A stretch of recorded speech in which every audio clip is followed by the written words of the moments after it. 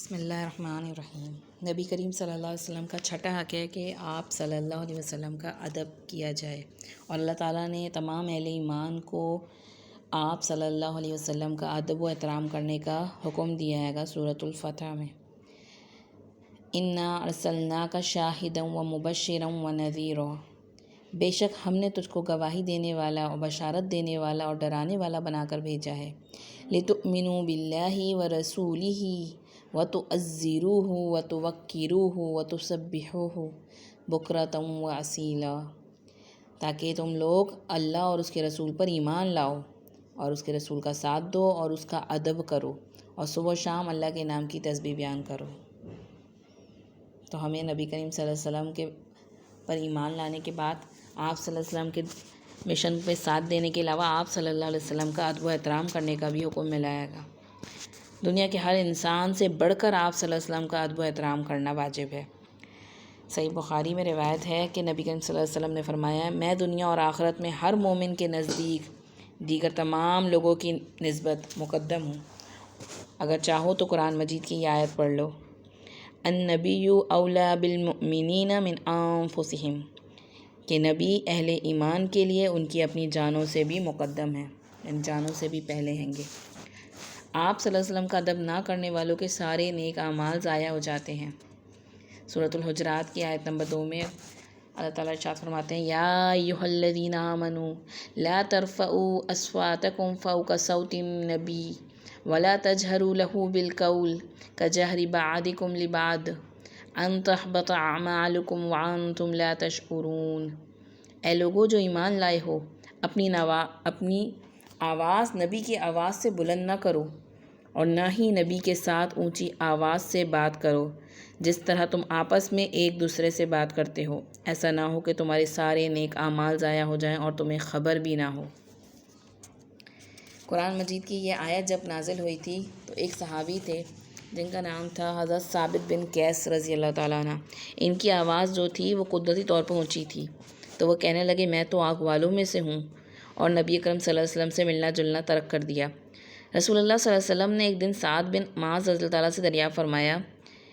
کہ ثابت رضی اللہ تعالیٰ کہاں ہے، کیا بیمار ہے؟ حضرت سعد رضی اللہ تعالیٰ نے عرض کیا، وہ تو میرا ہمسایہ ہے اور میرے علم کی حد تک وہ بیمار تو نہیں۔ چنانچہ حضرت سعد رضی اللہ تعالیٰ حضرت ثابت رضی اللہ تعالیٰ کے گھر آئے اور رسول اللہ صلی اللہ علیہ وسلم کی گفتگو کا تذکرہ کیا۔ حضرت ثابت رضی اللہ تعالیٰ کہنے لگے، فلاں آیت نازل ہوئی ہے اور تم جانتے ہو کہ رسول اللہ صلی اللہ علیہ وسلم کے مقابلے میں میری آواز تم لوگوں سے زیادہ اونچی ہے، تو میں جہنمی ہو گیا۔ حضرت سعد رضی اللہ تعالیٰ نے واپس آ کر رسول اللہ صلی اللہ علیہ وسلم سے اس کا ذکر کیا تو رسول اللہ صلی اللہ علیہ وسلم نے فرمایا، نہیں، وہ تو جنتی ہے۔ صحیح مسلم کی روایت ہے۔ یعنی صحابہ اکرام رضی اللہ اجمعین جو تھے وہ اتنے محتاط تھے اس حوالے سے کہ نبی کریم صلی اللہ علیہ وسلم کی حالانکہ ان کی آواز تو قدرتی طور پر ہی ان کے والیوم زیادہ تھا گلے کا، لیکن اس کے باوجود انہیں اتنی فکر تھی کہ کہیں ایسا نہ میرے اعمال ضائع ہو جائیں مجھ سے آپ صلی اللہ علیہ وسلم کے معاملے میں اگر کوئی بے ادبی ہو گئی۔ اسی طریقے سے آتا ہے کہ نبی کریم صلی اللہ علیہ وسلم کے سامنے اونچی آواز میں بات کرنے کی وجہ سے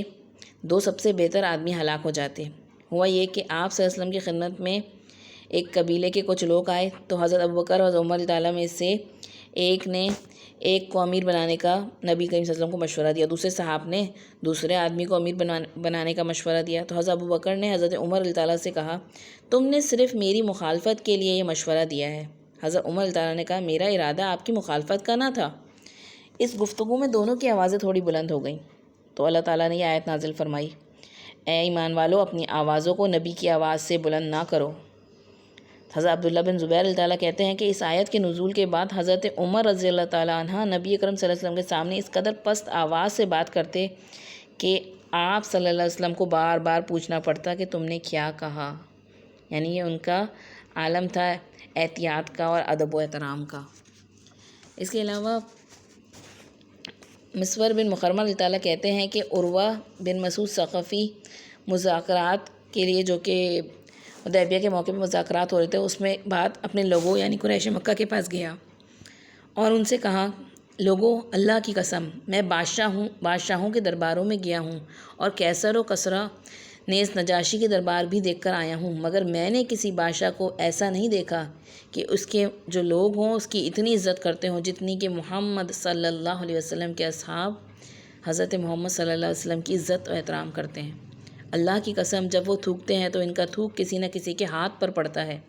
اور وہ اس کو اپنے چہرے اور جسم پر مل لیتا ہے، اور جب وہ کسی بات کا حکم دیتے ہیں تو فوراً ان کی حکم کی تعمیل کرتے ہیں، اور وہ وضو کرتے ہیں تو لوگ ان کے وضو سے بچے ہوئے پانی کے لیے لڑتے مرتے ہیں، اور جب گفتگو کرتے ہیں تو ان کے سامنے اپنی آوازیں پست رکھتے ہیں اور تعظیم کی وجہ سے ان کی طرف نظر بھر کر بھی نہیں دیکھتے۔ یعنی یہ ان کا ادب و احترام کا عالم تھا۔ آج تو نبی کریم صلی اللہ علیہ وسلم ہمارے درمیان موجود نہیں ہیں، لیکن آپ صلی اللہ علیہ وسلم کے اقوال موجود ہیں، آپ صلی اللہ علیہ وسلم کے احادیث مبارکہ موجود ہیں، آپ صلی اللہ علیہ وسلم کے احکامات موجود ہیں گے۔ تو جب ہم تک وہ باتیں آتی ہیں گی تو اس وقت ہمارا ریئیکشن کیا ہوتا ہے گا، ہم کتنا ادب و احترام سے آپ صلی اللہ علیہ وسلم کی بات کے آگے اپنے آپ کو جھکا لیتے ہیں گے، یا اس وقت بھی ہم